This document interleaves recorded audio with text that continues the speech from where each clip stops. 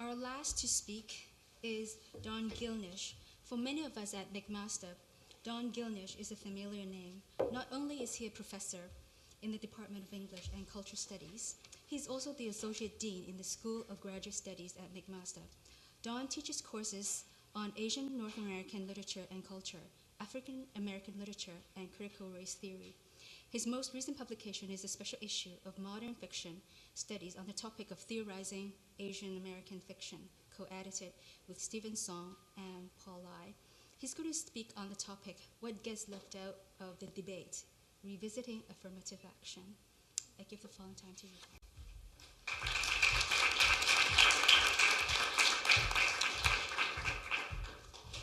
Thank you, and thank you all for coming on this cold night.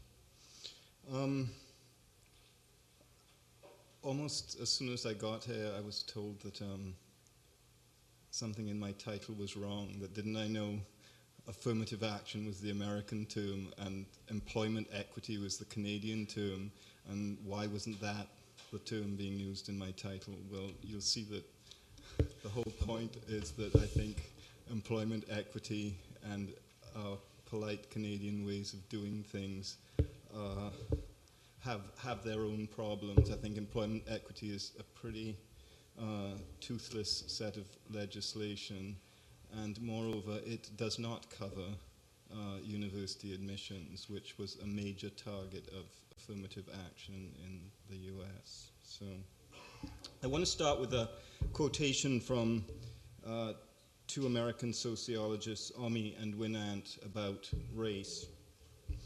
And the quote is, "A racial project is simultaneously an interpretation, representation, or explanation of racial dynamics, and an effort to reorganize and redistribute resources along particular racial lines. Racial projects connect what race means in a particular discursive practice and the ways in which both social structures and everyday experiences are racially organized based upon that meaning." Some historical perspective. What Maclean's tried to do in its Two Asian article last November is launch what Omi and Winant would call a racial project. A small one, to be sure, maybe part of a Maclean's anti-multiculturalism strategy, and they have a long history of anti-Asian particularly and anti-multicultural articles, but part of a larger right-wing racial project nonetheless, in which Maclean's attempts to reorganize educational resources back to their traditional distribution, in which white Canadians are the privileged group that can take their dominant advantage for granted. If there is enough concern generated among whites and other non-Asian racialized groups, for this is without doubt a divide and conquer strategy, if there's enough racial hatred mobilized against Asians, and the group is not called Asian Canadians in the title, perhaps universities, especially the elite ones, will start shutting Asian Canadians out, and whites will return to their rightful place as the undisputed dominant group at these institutions. White God will be in his heaven, and all will be right with the world. The old hegemonic status quo, whose death we hear, I think, way too early predicted with terms like post-racial and post-ethnic, will be restored. Whenever whites in North America feel their unacknowledged position of dominance and privilege threatened, they go on the offensive against the perceived threat in this way. There is a long history stretching back to the mid-19th century of Asians being depicted as the yellow peril, the unclean hordes that will invade the continent and displace white Canadians and Americans from their rightful ownership of the newly conquered land and resources, with no mention that these same Euro-North Americans stole the land and resources from indigenous peoples. I read here a quote from the report of the 1885 Royal Commission on Chinese Immigration, and this was at the end of the building of the railroad that was talked about earlier.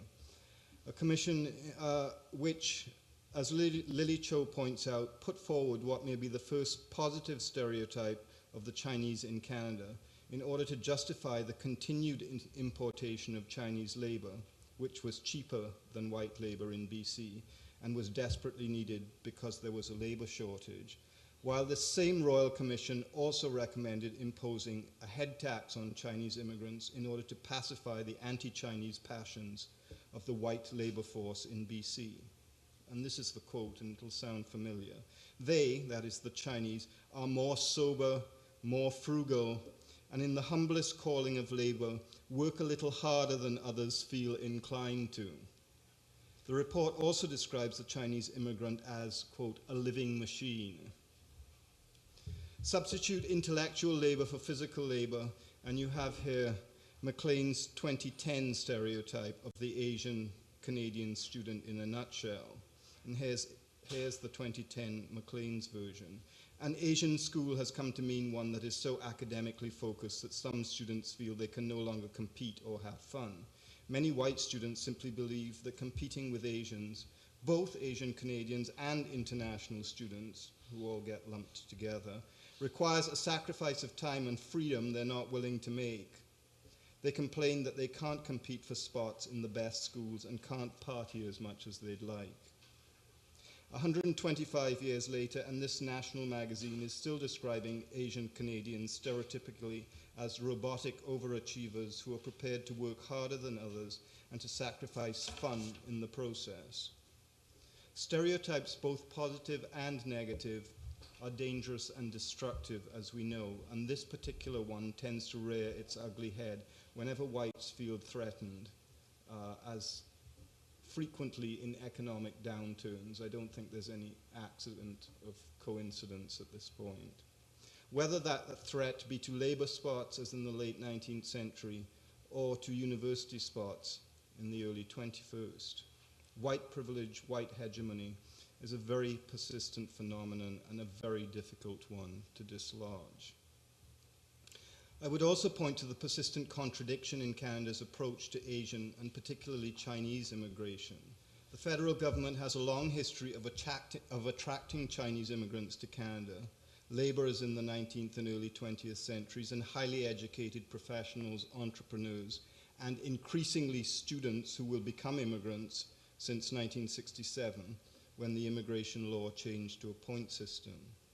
Yet this desire to incorporate Chinese immigrants, first their labor, then their capital, has always been at odds with the dominant Canadian population's racist anti-Asian sentiments, their desire to exclude Asians as perpetual aliens.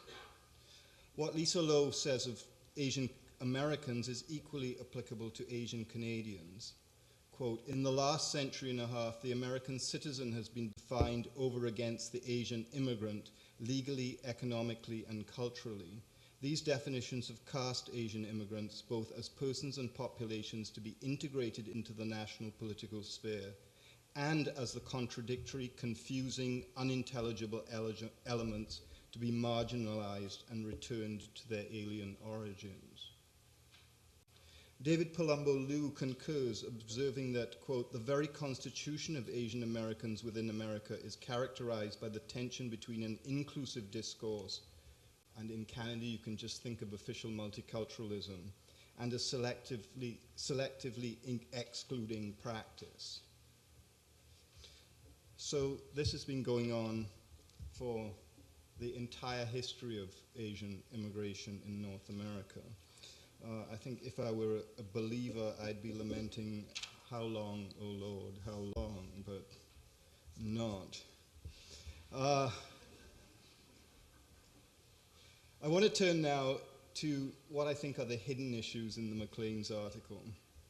And I want to use this brief mention of patterns of immigration to segue into an issue that has pretty much been shut out of the discussion of the Maclean's article, although Jeet, in one of his early comments on the article, tried to introduce the topic, which I want to push further. In focusing in its sensationalist way on the overrepresentation of Asians as a problem on Canadian campuses, and actually when you read between the lines of the article, it's a few specific programs at 3 universities they're talking about, UBC, U of T, and Waterloo, that are being described as a crisis. Maclean fails to or refuses to deal what is the real issue of representation in Canadian universities. That is the underrepresentation of some groups. I begin by pointing out that Maclean's engages in a slippage between Asian and Chinese throughout the article, for it's really Chinese Canadian students who have had the greatest success among recent immigrant groups in gaining admission to universities in Canada. We need to remember, though, that Asian is a huge umbrella term, really an invention of Europe, that masks massive differences between various nationalities, ethnicities, religions, language groups, political views, and so on. As the few sociological studies that we have of race and university admissions in Canada show, and we generally don't do this because we don't deal with race very effectively in Canada, there are significant differences even among Asian Canadian communities on the issue of university admission. There was a recent Globe and Mail article on January the 22nd, drawing on studies done by Queen's University and by the Canadian Council on Learning, which show the participation in university education by first-generation students for different immigrant groups. And first-generation students of Chinese origin participate at a rate of 88.3%, while students of South and West or Arab Asian origin participate at a rate of 68.4%, and immigrant students of African origin at a rate of 64.6%. In comparison, students of other East and Southeast Asian origin, and this is a large group in the study, South Korean, Japan, Vietnam, the Philippines, Indonesia, Cambodia, participate at the much lower rate of 41.3%, which is below the European immigrant participation rates. And worst of all, students from the Caribbean and Latin America participate at rates of only 22.8%. So success in gaining entry to university education is not neatly drawn along racial lines, as Maclean's would have us believe. I don't for a moment believe that these participation rates have much, if anything, to do with students' inherent abilities, and certainly not with abilities based on race, whatever that term might mean. Rather, they are a complex result of different immigration patterns and demographics, differential racial discrimination by the dominant culture, different class backgrounds, and so on. What is also interesting in the Globe and Mail presentation of these studies, which focuses only on immigrants, is that the participation rates of indigenous peoples, which are perhaps the lowest in the country for a host of historical reasons, don't get considered at all. Indigenous peoples, as frequently happens, disappear from the Globe and Mail discussion. So a concluding observation based on these data is that the students who fare the worst in terms of entering university education are those from our own nation and our own continents, indigenous students and immigrant students of color from the Americas, from the Caribbean and Latino students. Rather than berating Asian or really Chinese Canadian students for the success they have attained, national media like Maclean's should focus on how to remedy the situation for those from genuinely disenfranchised communities. They should not be misleading us by lamenting the loss of university spaces for white Euro-Canadian students, who through various slippages become the disenfranchised group in the Maclean's version of things. I turn finally to a possible strategy for remedying the inequities that still exist in higher education, a strategy that has generally fallen out of favor in the US, where it was developed, but where it had a profound effect in the 1960s and 70s until it was challenged by various legislatures and courts in the neoconservative 1980s and 90s. Affirmative action was a strategy and set of practices introduced in the US in the 60s and 70s with the aim of redressing the wrongs of racial and gender discrimination after the landmark civil rights legislation of the 1950s and 60s had failed to bring about effective change.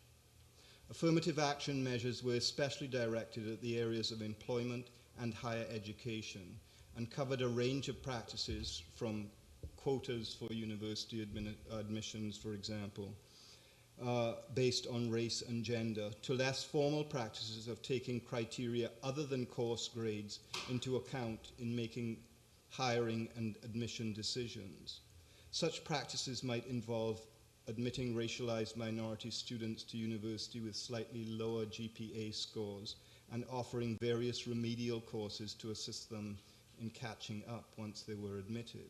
The programs were remarkably successful in increasing the representation of women and racialized minorities in employment and in university programs, including Asian Americans who benefited from such programs initially. Affirmative action, however, has rarely been taken up as a serious option in Canada. One of the arguments that frequently gets mounted in Canada against affirmative action programs is that they go against our national characteristic of basing opportunity on merit, as if we are somehow already a colorblind nation that decides issues of opportunity like university admissions in an entirely fair manner. We pride ourselves on being what John Rousseau calls a fair country. And in this, we vociferously differentiate ourselves from Americans who, we argue, went down the wrong path of affirmative action in the 60s and 70s.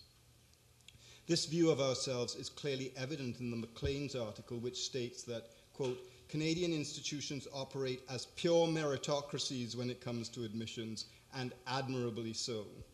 Although it goes on contradicting its own national logic to find a problem with this approach when too many Asians get admitted on merit.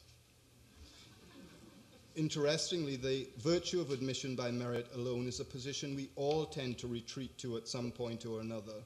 Right-wingers like Margaret Wente in the Globe and Mail trumpet the virtues of merit when they take on these issues, and leftist trade unionists did the same at the Ryerson colloquium on 2Asian last week, as if we all inherently believe in merit.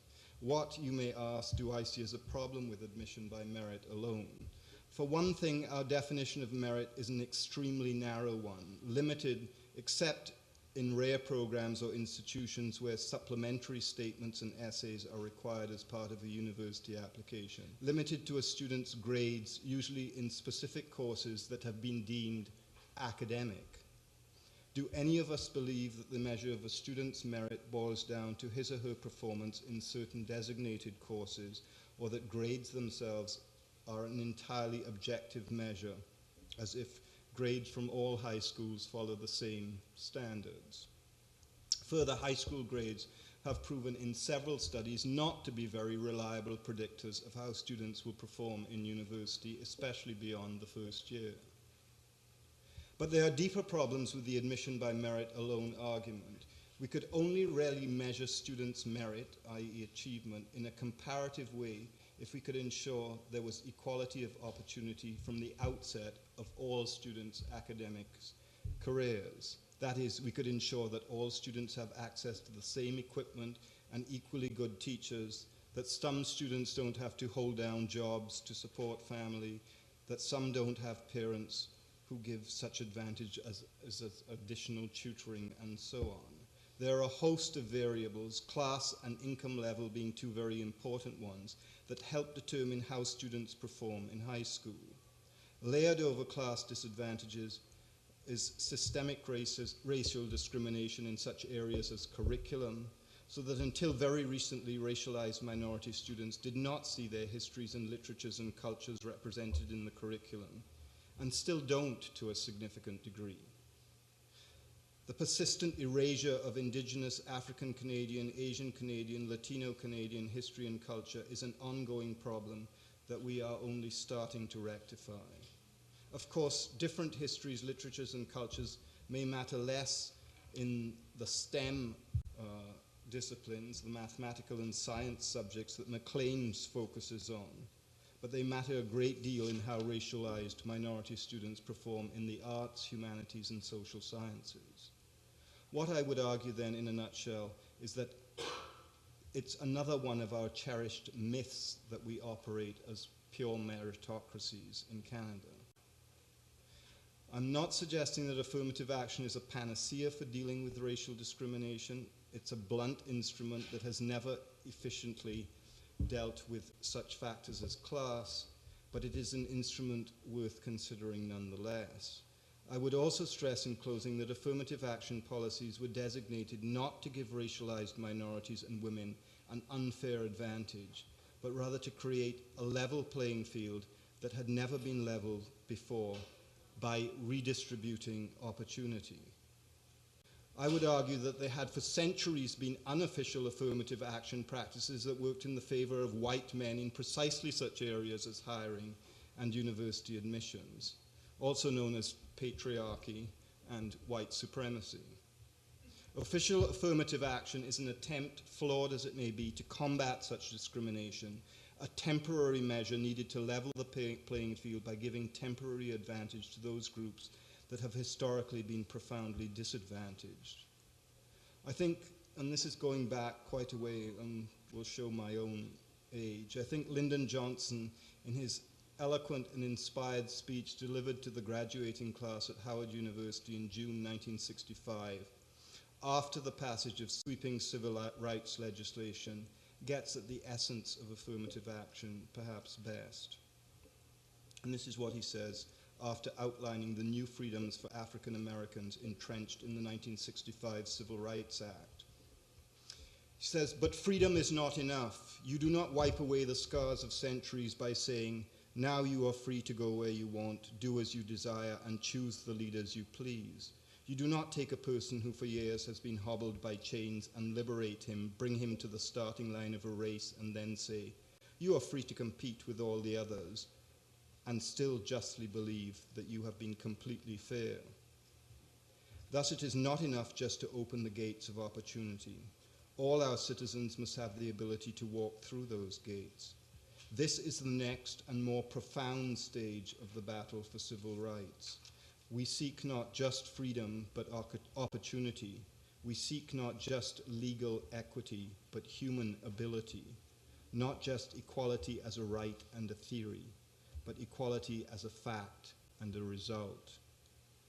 It is a huge achievement that Chinese Canadians are gaining admission to universities in record numbers, an achievement to be celebrated, not criticized by resorting to old stereotypes as Maclean's has done. But at the same time, we cannot forget that we are far from being a society based on equality or meritocracy. There are still large groups of the underrepresented who need our collective attention and